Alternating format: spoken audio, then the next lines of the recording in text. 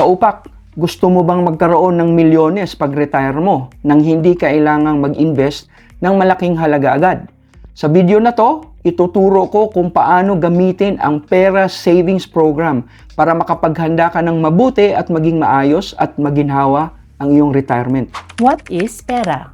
Ang Personal Equity and Retirement Account o PERA ay isang voluntary at long-term retirement savings program na pwedeng ipangdagdag sa kasalukuyang pension benefits na binibigay ng SSS at GSIS na kadalasan ay hindi naman sapat. Malaking tulong ang pera para masigurado na may sapat ka na pondo sa iyong pag-retire para maiwasan mong maghirap at maging pabigat kapag ikaw ay matanda na.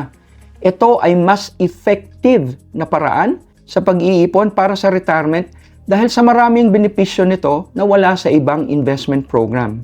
Benefits and advantages of Pera. Maraming benepisyo at advantages ang pera kumpara sa ibang investments. Kasama na rito ay una, ang 5% na tax credit kada taon base sa actual na contribution mo sa pera. Pwede kang makakuha ng hanggang 10,000 na tax credit taon-taon o 20,000 kung ikaw ay OFW. Ang tax credit ay pwedeng mong magamit na pambayad ng income tax. Halimbawa, kung ang kailangan mong bayaran na income tax sa isang taon ay 50,000 at meron kang 10,000 na tax credit, 40,000 na lang ang babayaran mo. So, nakatipid ka. At para ka na rin kumita ng extra na 10,000. Isa pang advantage ng pera ay hindi subject sa tax ang kita ng iyong investments. Malaking bagay ito dahil ang tax sa earnings ng investments ay nasa 10 to 20%. Dahil walang tax sa pera, mas mabilis na lalago ang iyong pondo dito. Halimbawa, nag-i-invest ka ng 50,000 yearly at ang tubo ay nasa 6% kada taon. Kapag nilagay mo ito sa pera investment, ang total value nito after 20 years ay 1.95 million. Pero, kung sa non-pera investment mo ito ilalagay na may 20% na income tax, aabot lang ito ng 1.7 million. 250,000 ang diferensya.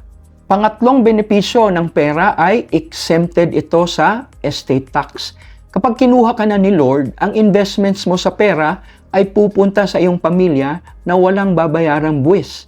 Hindi biro ang 6% na estate tax, lalo na kung malaki ang iyong total investments. Halimbawa, kung meron kang 10 million na total investments na hindi nakalagay sa pera, kailangan mo nang magbayad ang iyong pamilya ng 600,000 bago nila ito makuha.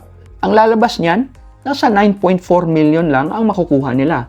Pero, kung nasa pera naka-invest ito, buong 10 million ang pupunta sa kanila. Ang pondo mo sa pera ay protektado rin laban sa bankruptcy, insolvency at legal seizure. Sa madaling salita, hindi pwedeng kunin ng mga creditors ang pondo mo sa pera kung hindi ka nakakabayad ng utang at iba pang pinansyal na obligasyon. Inilagay ang proteksyon na ito para masigurado na ang pondo sa pera ay gagamitin lang para sa retirement at hindi para ipambayad sa utang. Who is eligible to open a Pera? Kung ikaw ay Filipino citizen, employed man o self-employed, OFW o kahit retired ka na, pwede kang magbukas ng pera basta ikaw ay at least 18 years old at meron kang valid na tax identification number o TIN. How much can you contribute to Pera? Dahil voluntary naman ang pera, nasa iyo na yan kung magkano ang gusto mong i-invest at kung kailan ka mag-i-invest. Walang nakasaad sa batas na minimum investment sa pera. Pero, ang iba't ibang investment products under sa pera ang merong minimum requirement na magre-range sa 1,000 hanggang 10,000. Ang maximum naman na pwede mong i-contribute sa pera taon-taon ay 200,000 kung ikaw ay local resident o 400,000 kung ikaw ay OFW. Kung ikaw ay may asawa, pwede kayong mag-invest ng hanggang 200,000 bawat isa o total na 400,000 sa isang taon. Kung pareho kayong OFW, ang total na pwede ninyong i-invest sa pera taon-taon ay 800,000. Bale, tig 400,000 bawat isa. How much can you earn in Pera? Walang fixed na kita sa pera. Ang kikitain mo dito ay depende sa actual na kita ng iba't ibang investments na paglalagyan mo ng pondo. Pero magbibigay ako ng example kung ano ang pwedeng abutin ng iyong pera investment. Kung mag-i-invest ka ng 60,000 every year o 5,000 monthly at kikita ito ng 6% kada taon net of fees at charges, after 30 years, ang total value ng pera investment mo ay nasa 5 million. Kung ang maximum amount naman na 200,000 ang ihuhulog mo every year at kikita ito ng 6% yearly, ang value ng pera mo after 30 years ay tumataginting na 16.8 million. Wow! Ang saya ng magiging retirement mo niyan. Ito pa kung gusto mong malula.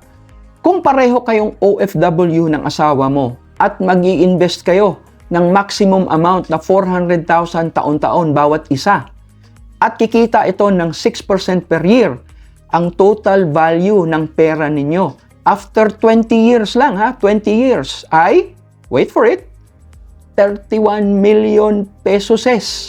Ang sarap ng retirement ninyong dalawa. Investment products available for pera. Ang pera ay hindi ito yung mismong investment, kundi ito ang naghahawak ng iba't ibang investments. Isipin mo na ang pera ay parang basket kung saan pwede kang maglagay ng iba't ibang investments. Maraming klaseng investments ang pwede sa pera. Kasama na dito ang Unit Investment Trust Funds o UITFs, mutual funds, annuity contracts, meron ding insurance pension products at pre-need pension plans, shares of stocks at iba pang securities na nakalista sa isang local exchange, exchange-traded bonds, at iba pang investment products na papayagan ng gobyerno na pwedeng isama sa pera. Hindi pa available ang lahat ng investments na ito sa ngayon, pero ang mga sumusunod na investments ay available na. Meron ng UITFs na specific para sa pera.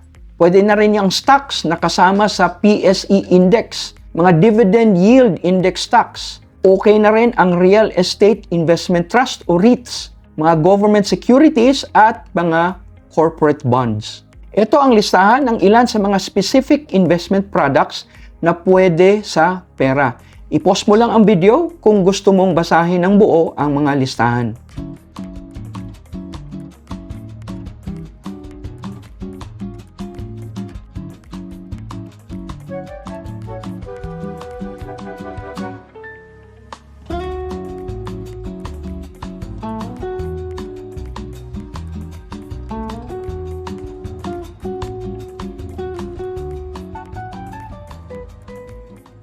How to start investing in pera. Para magsimula sa pag-i-invest sa pera, pumili ng administrator kung saan gusto mong magbukas ng account. Ang administrator ay ang responsable sa pagbubukas ng iyong pera at pag-maintain ng records tsaka pagbibigay ng regular updates sa iyo.